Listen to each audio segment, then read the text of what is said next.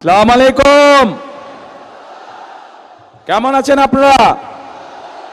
আলহামদুলিল্লাহ। প্রিয় উপস্থিতিবৃন্দ, প্রিয় ভাই ও বোনেরা, আজ আমরা এখানে একত্রিত হয়েছি নির্বাচন উপলক্ষে। কোন নির্বাচন? আগামী 12 তারিখে বাংলাদেশে একটি জাতীয় নির্বাচন অনুষ্ঠিত হতে যাচ্ছে। সেই নির্বাচনে এই মাঠে উপস্থিত প্রত্যেকটি ভাই বোন সহ সমগ্র বরিশাল বিভাগ সহ সমগ্র বাংলাদেশের প্রায় 13 কোটি ভোটার সেই নির্বাচনে ইনশাল্লাহ ভোট প্রদান করবে। প্রিয় ভাই বোনেরা, এই যে মঞ্চের সামনে আমার এখানে কিছু মানুষ বসে আছেন, এই মানুষগুলো গুম, খুন, জুলাই আন্দোলনে যে শহীদ হয়েছে সেই পরিবারের সদস্যবৃন্দ। এই যে পরিবারগুলো বসে আছে, তাদের যেই স্বজনেরা, যেই প্রিয়জনেরা আজ গুমের শিকার, খুনের শিকার হয়েছে, জুলাই আন্দোলনে অত্যাচারে নির্যাতিত বা শহীদ হয়েছে, সেই মানুষগুলোর কি প্রত্যাশা ছিল?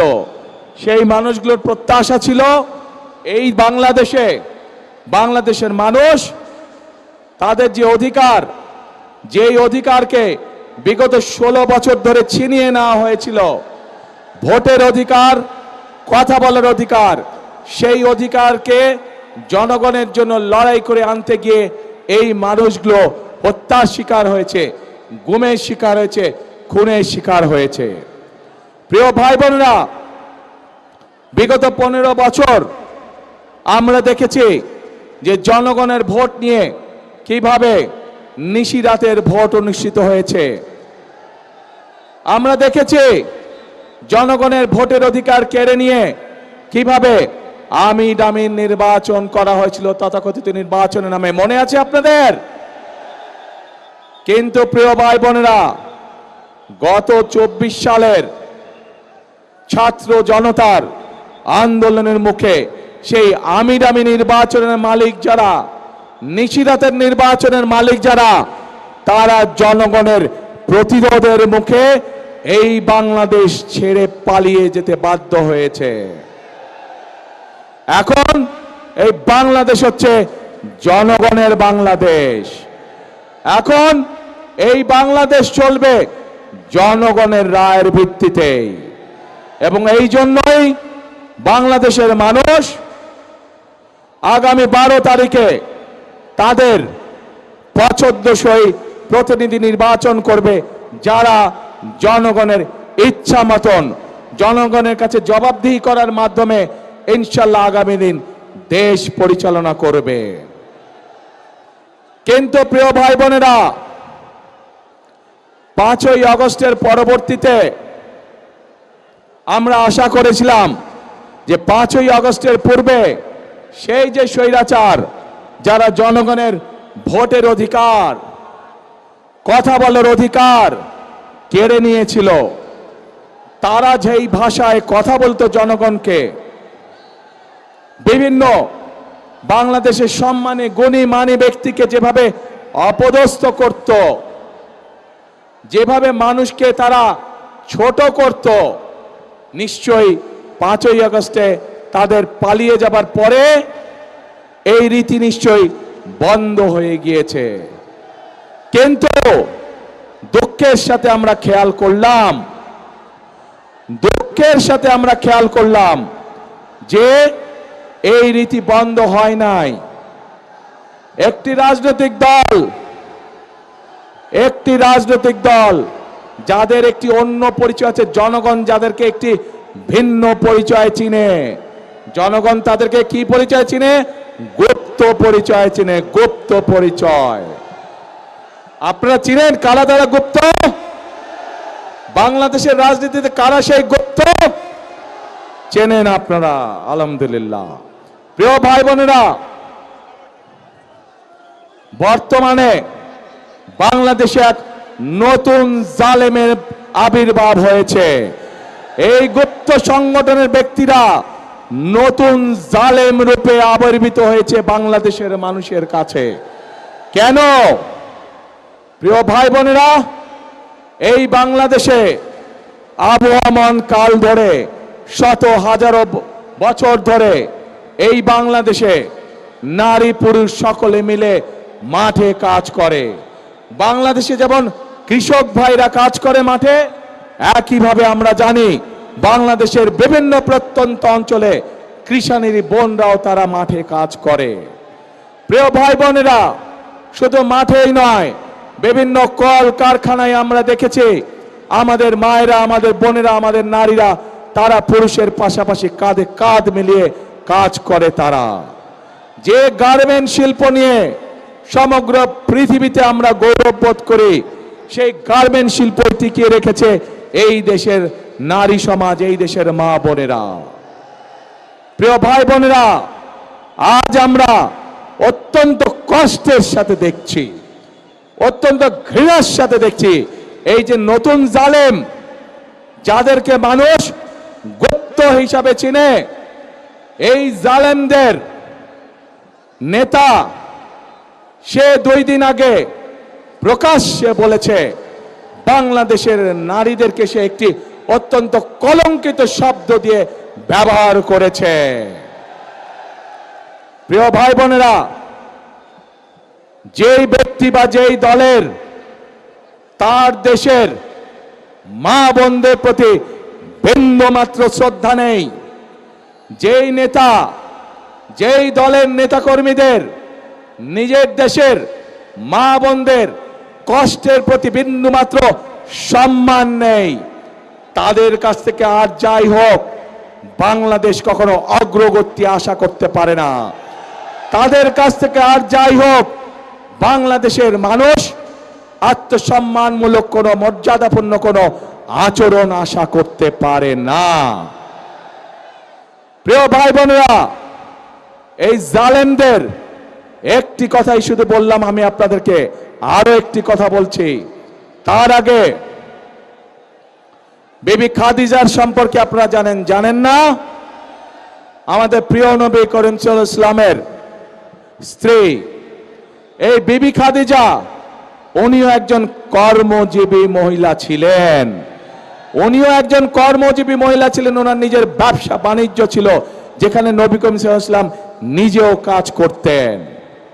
প্রিয় ভাই বোনেরা, এরা বলে ইসলামের রাজনীতি করে, অথচ নবীর স্ত্রী নিজে যেখানে একজন কর্মজীবী মহিলা ছিলেন, সেখানে কেমন করে একটি রাজনৈতিক দলের নেতা এবং কেমন করে সেই রাজনৈতিক দলটি তাবৎ বাংলাদেশের নারী সমাজকে এমন একটি কলঙ্কিত শব্দ জর্জরিত করল। প্রিয় ভাই বোনেরা, বদরের যুদ্ধ নিশ্চয়ই আপনারা জানেন কম বেশি সবাই। সেই বদরের যুদ্ধে হযরত আয়েশা তার নেতৃত্বে পরিচালিত হয়েছিল, তার নেতৃত্বে যুদ্ধের সকল সরঞ্জামাদি সরবরাহ করা হয়েছিল, তার নেতৃত্বে যুদ্ধে যারা আহত হয়েছিল সেই মানুষগুলোকে নার্সিং দেওয়া হয়েছিল, ট্রিটমেন্ট দেওয়া হয়েছিল। কাজে আমরা ইসলাম ধর্ম বলে, আমরা আমাদের দেশের সামাজিক অবস্থান বলে, সকল জায়গায় নারীদের একটি শক্তিশালী অবস্থান আছে এবং আমরা কোনোভাবেই অস্বীকার করতে পারবো না। এই নারীদেরকে পেছনে রেখে, এই নারীদেরকে ঘরে বন্দি করে রেখে কোনোভাবেই আমরা বাংলাদেশকে সামনে যেতে পারবো, এটি আমরা কখনোই মনে করি না। এবং সেই জন্যই দেশনেত্রী খালেদা জিয়া যখন দেশ পরিচালনার দায়িত্বে ছিলেন, উনি বাংলাদেশের নারীদের শিক্ষা ব্যবস্থাকে সম্পূর্ণ বিনামূল্যে করে দিয়েছিলেন, ইন্টারমিডিয়েট পর্যন্ত। প্রিয় ভাই বোনেরা, আজ সময় এসেছে আমাদেরকে দেশ গড়ার, এবং দেশ যদি গড়তে হয় প্রত্যেকটি নারী পুরুষকে কাঁধে কাঁধ মিলিয়ে কাজ করতে হবে আজকে। তা না হলে এই দেশকে আমরা আমাদের প্রত্যাশিত বাংলাদেশ হিসেবে গড়ে তুলতে পারবো না। প্রিয় ভাই বোনেরা, সেজন্যই আমরা এই নারীদেরকে, বিশেষ করে গ্রামের খেটে খাওয়া নারী যারা, শহরের খেটে খাওয়া নারী যারা, কর্মজীবী নারী যারা সহ সকল গৃহিণীর কাছে, সকল পরিবারের মাদের কাছে আমরা ফ্যামিলি কার্ড পৌঁছে দিতে চাই, যার মাধ্যমে আমরা এই নারীদেরকে ধীরে ধীরে অর্থনৈতিকভাবে স্বাবলম্বী করে গড়ে তুলতে পারি, যেন তারা পুরুষের পাশাপাশি পরিবারে, সমাজে, দেশে অর্থনৈতিকভাবে শক্তিশালী ভূমিকা রাখতে পারে। প্রিয় ভাই বোনেরা, আসুন এবার দেখে ওই যে গুপ্ত সংগঠনটির কথা বললাম, যারা বাংলাদেশের নারী সমাজকে অপমানজনক শব্দ ব্যবহার করে। আরেকটি ঘটনা বলি, তাদের আরেক নেতা, যার বাড়ি কিনা কুমিল্লা জেলায়, সেই নেতা কিছুদিন আগে তাদের এক দলীয় সমাবেশে বলেছে তাদের কর্মীদেরকে যে 12 তারিখ পর্যন্ত আপনারা জনগণের পা ধরবেন, তারপরে বাকি পরবর্তী 5 বছর জনগণ আপনাদের পা ধরবে। প্রিয় ভাই বোনেরা, চিন্তা করুন, এই রকম কথা কে বলতে পারে যে 12 তারিখ পর্যন্ত তাদের নেতাকর্মীরা জনগণের পা ধরবে, তাহলে 12 তারিখের পর থেকে জনগণ তাদের পিছে পিছে ঘুরবে, জনগণ তাদের পা ধরবে। এই কথা থেকে প্রমাণিত হয় কি তাদের মেন্টালিটি, কোন পর্যায়ের মানুষ হলে তারা জনগণকে নিয়ে এরকম তুচ্ছ তাচ্ছিল্য কথা তারা বলতে পারে। প্রিয় ভাই বোনেরা, এইসব লোক যদি নির্বাচিত হয়, এইসব লোক যদি দায়িত্ব পায়, তাহলে আজকেই আমাদের কাছে পরিষ্কার হয়ে যাচ্ছে যে জনগণের ভাগ্যের কি দুর্বিষহ অবস্থা হবে, দেশের মানুষের ভাগ্যের কি দুর্বিষহ অবস্থা হবে। যাদের মনে এই কথা এবং মনের কথাই বেরিয়ে এসছে তাদের বাস্তবে। কাজেই প্রিয় ভাই বোনেরা, এইসব গুপ্তদের বিরুদ্ধে আপনাদেরকে সতর্ক থাকতে হবে, সজাগ থাকতে হবে। যারা দেশের মানুষকে সম্মান করতে জানে না, যারা পরিকল্পনা করে রাখে যে 12 তারিখের পর থেকে তারা জনগণকে নাকে দড়ি দিয়ে ঘোরাবে, তাদেরকে উচিত শিক্ষা আপনাদেরকে দিতে হবে। প্রিয় ভাই বোনেরা, এইসব গুপ্তরা সেই 86 সাল 71 সাল ইতিহাস যদি দেখি আমরা, সব সময় যারা দেশ থেকে পালিয়ে গেছে তাদের সাথে সব সময় এপাশ নালে ওপাশ, মুদ্রার এপেট নালে ওপিট হিসেবেই তারা ছিল। কাজে তাদের কাছ থেকে দেশের মানুষ ভালো কোনো কিছু আশা করতে পারে না। প্রিয় ভাই বোনেরা, বিশাল এই বরিশাল বিভাগ 1993 সালে বিএনপি তথা দেশনেত্রী খালেদা জিয়ার সরকার এই বরিশালকে বিভাগ হিসাবে ঘোষণা করেছিলেন। প্রিয় ভাই বোনেরা, তারপরে নদীর পানি অনেক দূর গড়িয়ে গিয়েছে। আমরা এলাকার উন্নয়নে বিভিন্ন সময় বিভিন্ন কাজ করেছি, কিন্তু আরো বহু কাজ করা বাকি। যেমন বরিশাল ভোলা ব্রিজ, এই কাজটি আমাদেরকে করতে হবে। এখানকার শেরে বাংলা মেডিকেল কলেজ, সেটিকে এলাকার মানুষের চিকিৎসার জন্য উন্নত করতে হবে। ভোলাতে মেডিকেল কলেজ, সেটির কাজে আমাদেরকে হাত দিতে হবে। সবচেয়ে বড় সমস্যা এই এলাকার নদী ভাঙন সমস্যা। মানুষের যারা আমাদের মুরব্বী ছিলেন, যারা গত হয়ে গিয়েছেন, বিভিন্ন এলাকায় তাদের কবর ভেঙে যাচ্ছে, মসজিদ ভেঙে যাচ্ছে, বাপ দাদার ভিটে বাড়ি ভেঙে যাচ্ছে। প্রিয় ভাই বোনেরা, এই বিশাল এলাকাকে আমাদের বেড়িবাঁধ দিতে হবে। বেড়িবাঁধ দিয়ে নদী ভাঙন আমাদেরকে ঠেকাতে হবে যে কোনো মূল্যে। কাজেই অনেক কাজ বাকি আছে আমাদের। এই কাজগুলো যদি করতে হয় প্রিয় ভাই বোনেরা, তাহলে অবশ্যই আপনাদেরকে সঠিকভাবে সিদ্ধান্ত নিতে হবে। যে অতীতে আপনারা দেখেছেন বিএনপি সকল সময় চেষ্টা করেছে আপনাদের পাশে দাঁড়াতে। এই এলাকায় 1978 সালে পল্লী বিদ্যুতের লাইন শহীদ রাষ্ট্রপতি জিয়াউর রহমান চালু করেছিলেন।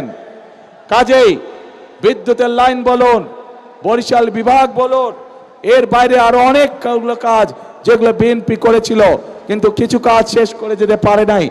এর মধ্যে বিগত 16 বছর, এক যুগেরও বেশি সময় ধরে স্বৈরাচারের শাসন আমলে অনেক কিছু জমা হয়ে গিয়েছে, যেই কাজগুলো করতে হবে।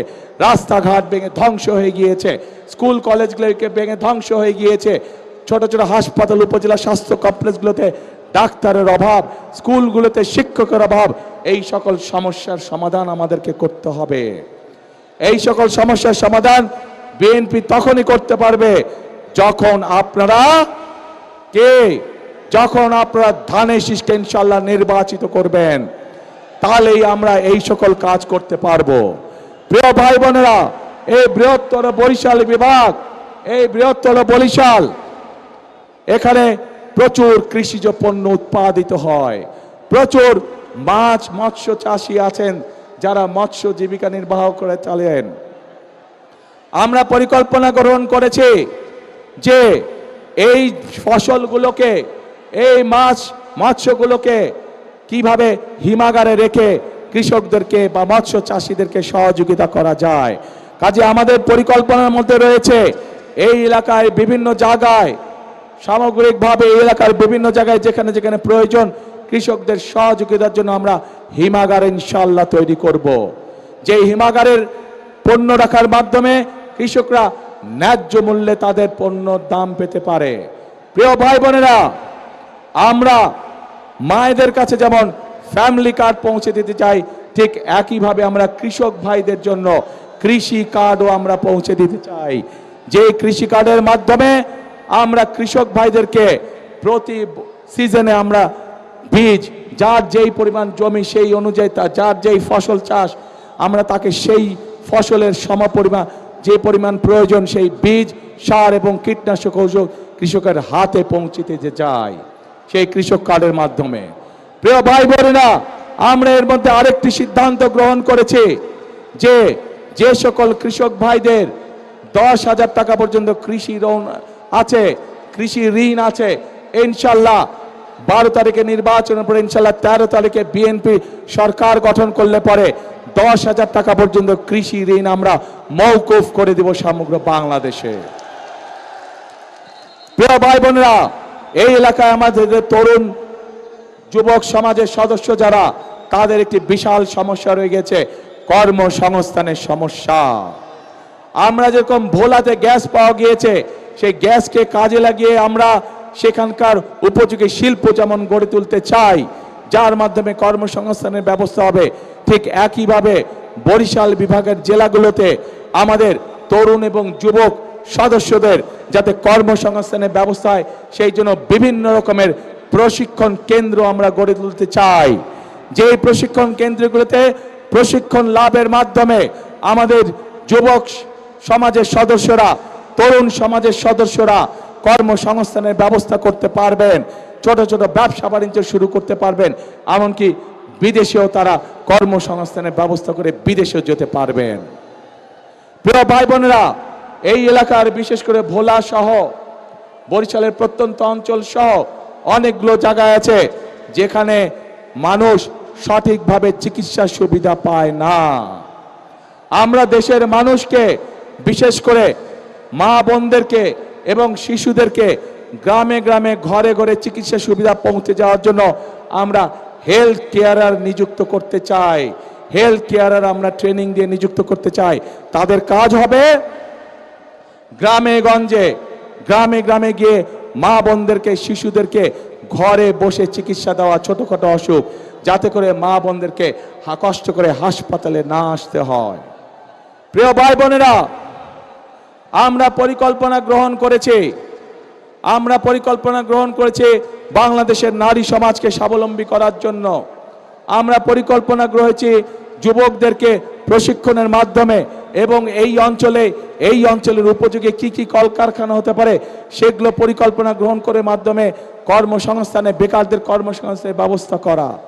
আমরা পরিকল্পনা গ্রহণ করেছি কৃষক ভাইদেরকে কৃষি 10,000 টাকা পর্যন্ত কৃষি ঋণ মওকুফ করার মাধ্যমে এবং কৃষক কার্ড দেওয়ার মাধ্যমে তাদের পাশে কিভাবে দাঁড়ানো যায়, তাদেরকে কিভাবে সহযোগিতা করা যায়। প্রিয় ভাই বোনেরা, আমাদের দেশের বহু ইয়াং ছেলে মেয়ে আছে যারা খেলাধুলায় ভালো। আমরা সারা বাংলাদেশ থেকে যারা খেলাধুলায় ভালো, শুধু পড়ালেখা না, পড়ালেখার পাশাপাশি যারা খেলাধুলায় ভালো, এইরকম প্রতিভাবান যারা আছে তাদেরকে নিয়ে এসে আমরা ট্রেনিং দিতে চাই, যাতে করে তারা খেলোয়াড় হিসাবেও নিজেদেরকে তৈরি করতে পারে। প্রিয় ভাই বোনেরা, চিকিৎসা ব্যবস্থার কথা আপনাদের সামনে আমি তুলে ধরেছি, কৃষকের কথা আমি তুলে ধরেছি, মা বোনদের কথা আমি আপনাদের সামনে তুলে ধরেছি।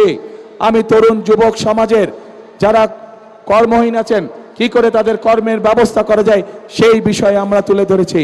কেন এই পরিকল্পনাগুলো গ্রহণ করেছি? আমরা এই পরিকল্পনাগুলো আমরা গ্রহণ করেছি কারণ আমাদের লক্ষ্য, আমাদের উদ্দেশ্য হচ্ছে জনগণ, এবং জনগণের ভাগ্য যদি পরিবর্তন করতে পারি, আমরা জনগণের ভাগ্য পরিবর্তন করতে পারে, তাহলেই এই দেশকে সামনের দিকে নিয়ে যেতে হবে। প্রিয় ভাই বোনেরা, ওই গুপ্ত সংগঠনের নেতা যেমন বলেছে 12 তারিখ পর্যন্ত জনগণের পা ধরতে, আমরা তার উল্টাটা বলি। আমি আমার নেতাদেরকে, আমি আমার কর্মীদেরকে বলি 12 তারিখ থেকে না, আপনারা 13 তারিখ থেকেও আগামী 5 বছর জনগণের পা ধরে থাকবেন। কারণ আমরা দেখেছি জনগণের শক্তি যার পিছনে না থাকে, জনগণের সমর্থন যার পিছনে না থাকে, তার পরিণতি কি হতে পারে 5 তারিখ 5ই আগস্ট আমরা সমগ্র দেশবাসী প্রত্যক্ষ করেছে।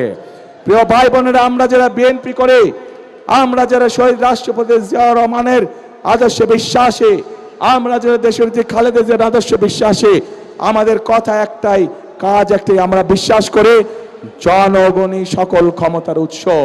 এবং সেই জন্যই আমরা যে সকল পরিকল্পনা গ্রহণ করি, সেগুলো গ্রহণ করে জনগণের জীবনযাত্রা কিভাবে ভালো করা যায়, আমরা সেজন্যই সেই সকল পরিকল্পনা গ্রহণ করি যার মাধ্যমে জনগণের ভাগ্য পরিবর্তিত হতে পারে।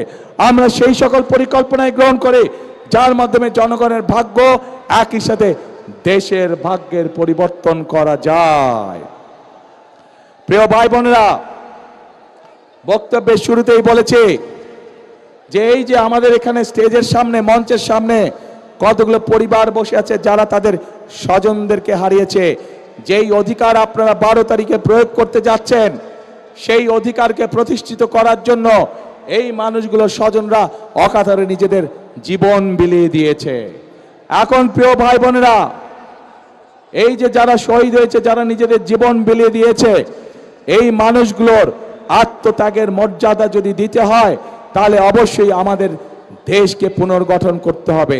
তাহলে অবশ্যই আমাদেরকে গণতন্ত্রের ভিত্তিকে মজবুত করতে হবে, এবং গণতন্ত্রের ভিত্তিকে যদি মজবুত করতে হয়, তাহলে প্রিয় ভাই বোনেরা, জনগণের সমর্থন ছাড়া সেটি করা সম্ভব নয়, জনগণের অংশগ্রহণ ছাড়া সেটি করা সম্ভব নয়।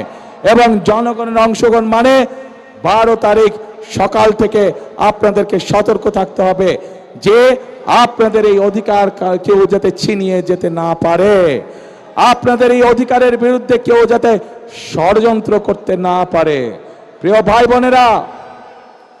ভাই বোনেরা, গত কয়েকদিন ধরে বিভিন্ন পত্র পত্রিকায় নিউজে আমরা কিছু খবর দেখতে পাচ্ছি, ওই যে যারা নতুন জালেম হিসেবে আবির্ভূত হয়েছে, ওই যে যাদেরকে বাংলাদেশের মানুষ গুপ্ত হিসাবে চিনে, আমরা দেখেছি কিভাবে তাদের লোকজন বিভিন্ন জায়গায় ভুয়া সিল ছাপাচ্ছে, কিভাবে আমরা বিভিন্নভাবে শুনতে পাচ্ছি যে তাদের পরিচিত যেগুলা প্রেস আছে সেখানে বলে তারা ব্যালট পেপার ছাপাচ্ছে, যেটি তারা পকেটে করে নিয়ে যাবে।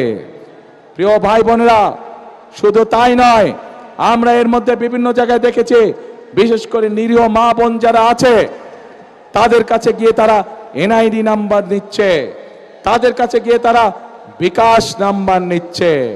প্রিয় ভাই বোনেরা, এই গুপ্তের দল, এই জালেমের দল বলে তারা নাকি সৎ মানুষের শাসন কায়েম করবে। আরে ভাই, নির্বাচনের আগেই তো আপনারা জাল ব্যালট পেপার শুনলাম, খবরে দেখলাম ছাপাচ্ছেন। নির্বাচনের আগেই তো দেখলাম আপনাদের লোকজন এনআইডি নাম্বার নিয়ে যাচ্ছে, মা বোনদের বিকাশ নাম্বার নিয়ে যাচ্ছে।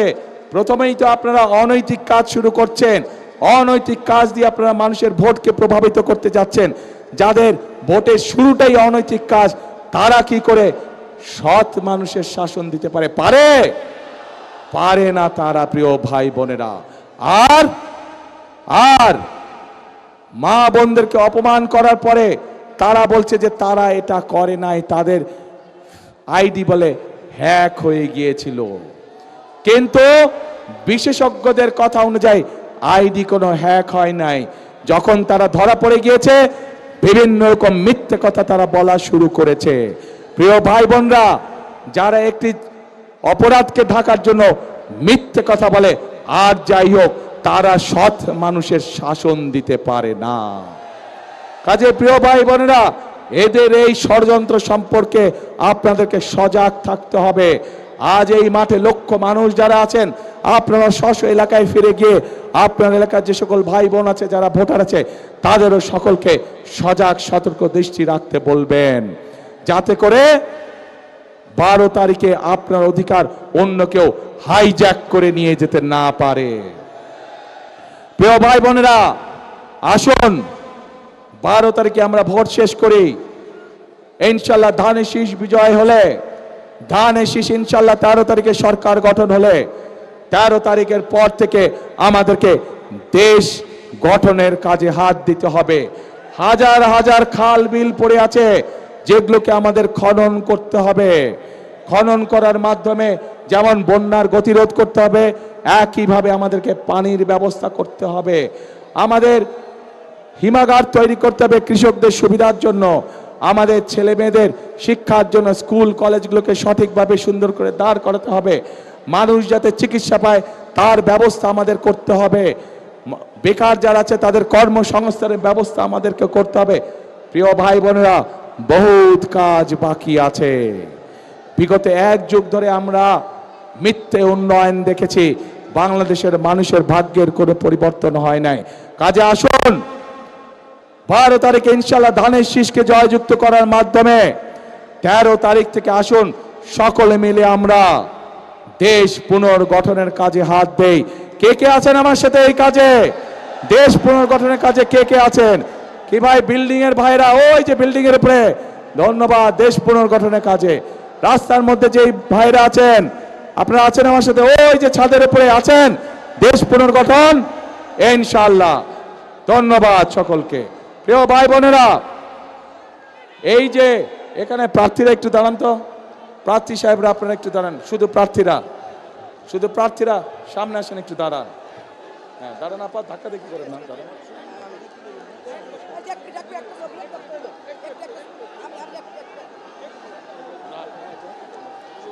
প্রিয় ভাই